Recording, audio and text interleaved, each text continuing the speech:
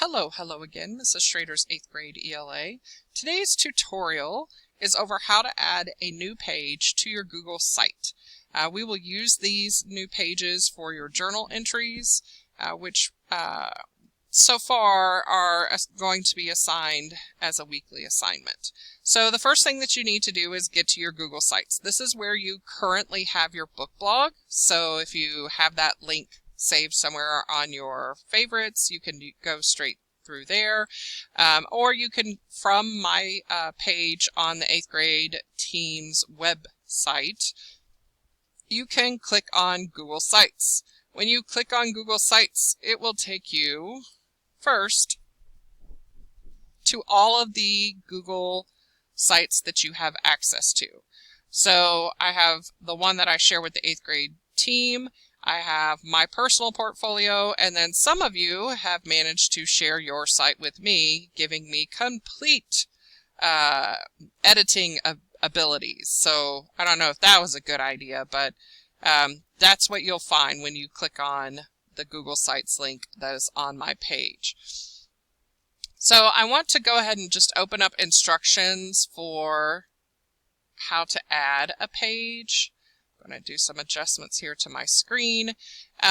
When you click on your Google site, whichever one you're going to use, so I went to Mrs. Schrader's portfolio, I clicked on it, and I could start off at the home page. I could go over and check out my Dear blog or make an entry for my Dear blog, but what we actually want to do today is add another page and make it our journal page.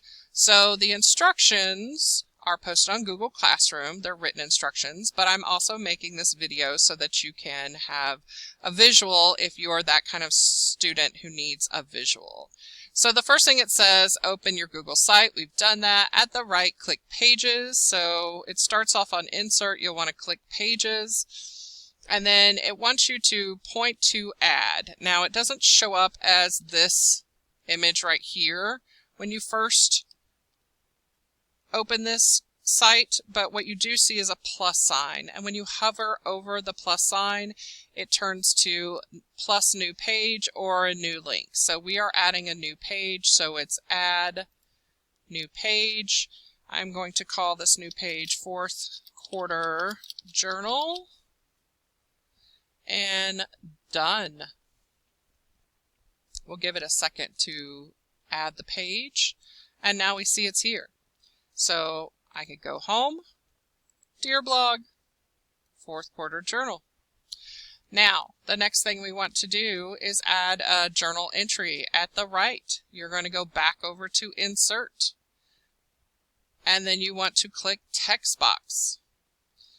You can start typing right here. You don't have to give it a title. You could call it entry number 1. You could give it a date. March 27th, 2020. None of that is really of great importance to me. You can do it however you want to. I'm not even requiring that you add a table of contents. This is something that I will see. None of the other students have access to your Dear blog or your Google site unless you've given them access to it, which I hope you haven't. So this is just for me, and I don't really have any procedure for how I want this necessarily written up. All I want is for you to write an entry. So after you figure out if you're going to title it or not, you just start typing your journal entry. And once you are done, just like with book blogs, make sure that you hit Publish. It's going to show you what you currently have published, what you don't have published, and then you just want to make sure you click that Publish one more time. Once you have done that, if you want to make sure that it's there, you go to Preview, and then we can see this is what your home page looks like when I look at it. This is what your Dear blog looks like when I look at it. And this is what your 4th quarter journal now looks like when I look at it. So this is all you have to do in order to set up the page. Once you've written your first journal entry, I would encourage you to do it in normal text, because if you do it in heading text, it's just really big, and especially if you've decided you want a table of contents, it'll put the entire entry up in the table of contents if you're not in just normal text. So stick with normal text. That's what the default is, so you'll be fine there. When you're finished, just make sure to mark it as done on Google Classroom. Again, this is one of those assignments where all you have to do is mark it as done, and that'll let me know that I can go in and check your Google site and read your journal entry. Now, it is my hope that these journal entries will be a place where you can put down anything you're thinking, what you've done this week, what questions you may have, what you've been thinking about, what's been on your mind for the last week. If it is something that is very personal, obviously I only have access to it, so nobody else is going to see this. Obviously, it would be something you would want to make sure you're comfortable sharing with me. My goal with this, though, is to give us that space to have those conversations that we're not having right now.